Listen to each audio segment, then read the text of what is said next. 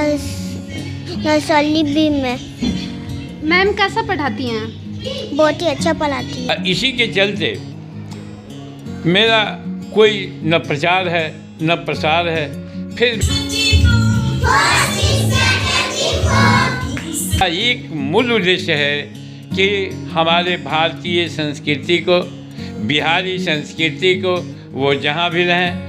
हमारे समाज में ऐसे भी गरीब परिवार के लोग हैं जिनका सपना है कि हम अपने बच्चे को बेहतर शिक्षा प्रदान करें, पर गरीबी के कारण वो लोग शहरों में जा कर के और वहाँ रूम ले कर के अपने बच्चों को उच्चतम शिक्षा नहीं दे पाते हैं।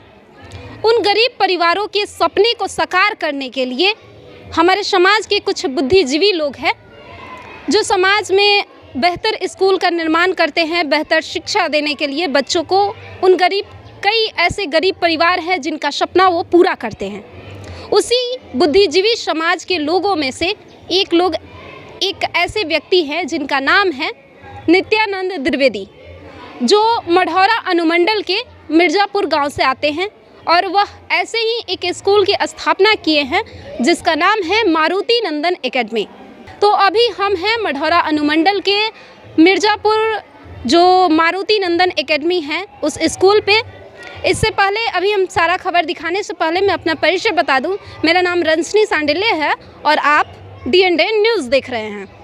हालांकि इस स्कूल में और भी क्या बेहतर सुविधाएं दी जाती है बच्चों को, क्या कुछ अलग तरीके से दी जाती है, क्या कैसे डिजिटल यहाँ की पढ़ाई की जाती है, कैसे शिक्षा दी जाती है, ये सारी जानकारी हम लेंगे।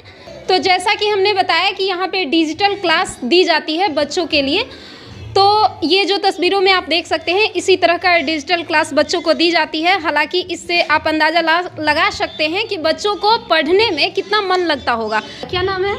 एंजल कुमारी। कौन सी क्लास में हो? नर्सरी बी में। मैम कैसा पढ़ाती हैं? बहुत ही अच्छा पढ़ाती है। कब से कब तक क्लास चलता है और कब से आती हो पढ़ने? सुबह में कब से आती हो पढ़ने? 8:30। 8:30 से। और घर कब जाती हो? 1:30 बजे। पिटाई भी होती है यहाँ? पिटाई भी होती है गलती करने पर? क्या गलती करती हो? कुछ भी नहीं, याद करते तब पिटाई।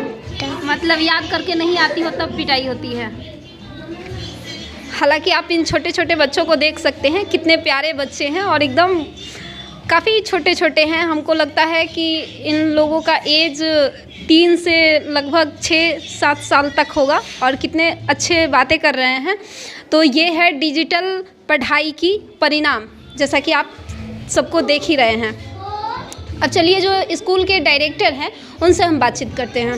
तो अभी हम हैं मारुति नंदन एकेडमी के जो डायरेक्टर हैं वो हमारे साथ मौजूद हैं। उनसे हम थोड़ी सी जानकारी लेते हैं कि इस स्कूल को खोलने का आपका उद्देश्य क्या था। सर्वप्रथम तो मैं पहले आपके न्यूज़ के आप तमाम लोगों को विद्यालय की ओर से स्वागत करता हूं कि आप लोगों ने इस विद्यालय को अपने चैनल के उचित समझा और आप लोगों ने हमें अपना कीमती वक्त दिया। इसके लिए मैं आपके चैनल को और आप तमाम लोगों को स्नेहिल धन्यवाद देता हूँ। दूसरी बात रही कि विद्यालय क्यों खोले, तो पूर्व में मैंने देखा है अपने बच्चों को भी पढ़ाने के क्रम में कि बहुत सारे लोग अच्छी पढ़ाई के लिए CBSE की व्यवस्था इंग्लिश मीडियम से जो था वहाँ देहात में नहीं था, शहरों में विद्यालय थे। मैंने ये भी देखा कि बहुत सारे लोग सक्षम नहीं हैं जो शहर में रहकर अपने बच्चे को इंग्लिश मीडियम के माध्यम से शिक्षा दे सकें। तो मेरे मन में एक उत्साह जगी कि क्यों नहीं देहात के बच्चों को भी CBSE स्कूल खोलकर और इंग्लिश मीडियम से बच्चों को संस्कारित किया जाए।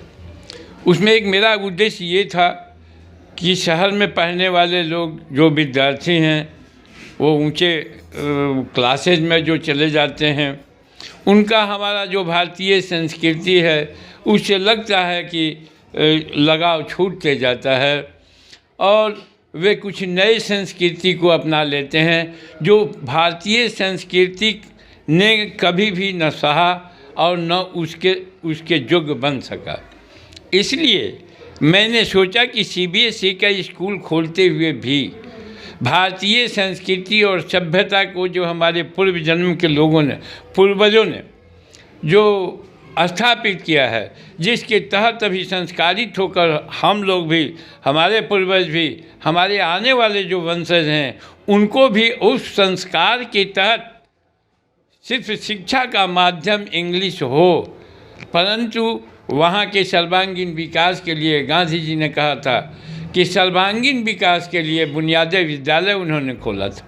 मैं उनके भावनाओं से बहुत ज़्यादा प्रेरित होकर के मैं यही सोचता हूँ कि हमारे यहाँ की भी जो विद्यालय के बच्चे हैं, विद्या अध्ययन के साथ साथ सर्वांगीण विकास में उनकी अभिरुचि जगे और इसके लिए मैंने विद्यालय में जो वर्तमान परिवेश में जो भी शिक्षा का विशेष माध्यम है, वैज्ञानिक दृष्टिकोण है, उस वैज्ञानिक दृष्टिकोण के सोच को भी रखते हुए मैंने अपने विद्यालय में इन सारी चीज़ों की व्यवस्था की है।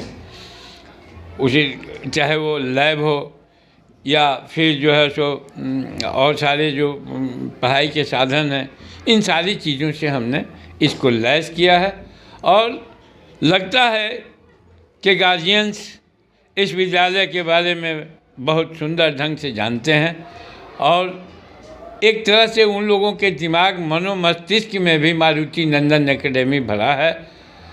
इसी के चलते मेरा कोई न प्रचार है न प्रसार है, फिर भी यहाँ जो गार्जियन पहले अपने बच्चों को पढ़ा चुके हैं उन सारे की उपलब्धियों के तौर पर आज भी मेरे यहाँ 400-450 बच्चे हैं और सही ढंग से उनकी पठन पाठन हो रही है, उनके रिजल्ट भी अच्छे हो रहे हैं। कभी कभी गार्जियन लोग उनका टेस्ट भी कराते हैं अपने दूसरे स्कूल के बच्चों से या और जगह से कंपटीशन में। उन लोगों को संतोष होता है कि नहीं जी, मारुति नंदन में जो मैंने अपने विद्यालय को डाला है, विद्यार्थी को, छात्र को डाला है, उससे मैं बहुत संतुष्ट हूँ और वो लोग भी इस बात को जानते हैं। यह स्कूल अब पुराना हो चुका है, 2010 में स्थापित है, लगभग 12-13 साल होने जा रहा है, इसलिए और अबाध गति से बढ़ता जा रहा है और हमारे शिक्षकों की भी बहुत बड़ी योगदान है। उनकी भी सेवा ईमानदारी से जो वो करते हैं उसके लिए वे भी धन्यवाद के पात्र हैं और इस शिक्षा व्यवस्था को बनाए रखने में उनका या समाज का भी जो सहयोग है उनके प्रति भी हम विद्यालय की ओर से आभार प्रकट करते हैं। तो देखिए, जैसा कि हम सभी जानते हैं कि जब हमारे परिवार के जो मुखिया होते हैं और उनका विचार अगर उच्च होता है तो हमारे परिवार के जितने भी सारे लोग हैं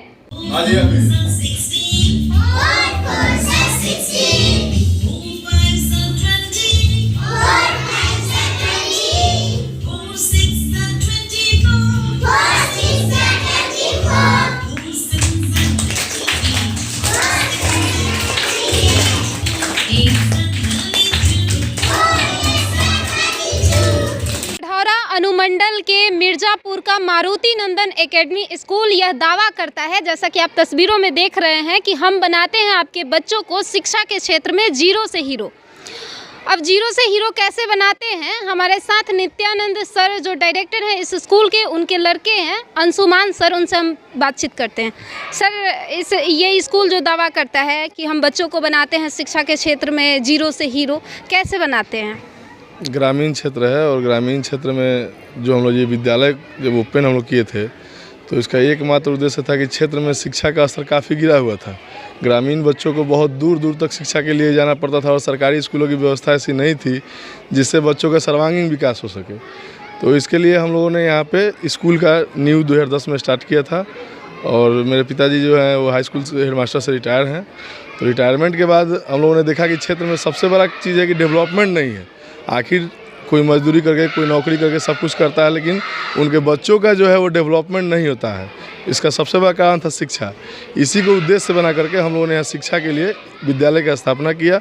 और हम लोग का मेन फोकस है कि बच्चों को अपने स्तर से हम लोग मेहनत करके प्रयास करते हैं कि उनको हम लोग आगे डेवलप करें। इसीलिए हम लोग जो बच्चा जीरो यानी कि जब बेसिक में रहता है वो तो जीरो रहता है, उसको हम लोग अपने स्तर से मेहनत करके सामाजिक, नैतिक, शैक्षणिक हर तरह की गतिविधियों से अवगत कराते हुए उसको हम लोग हीरो बनाते हैं, सामाजिक हीरो।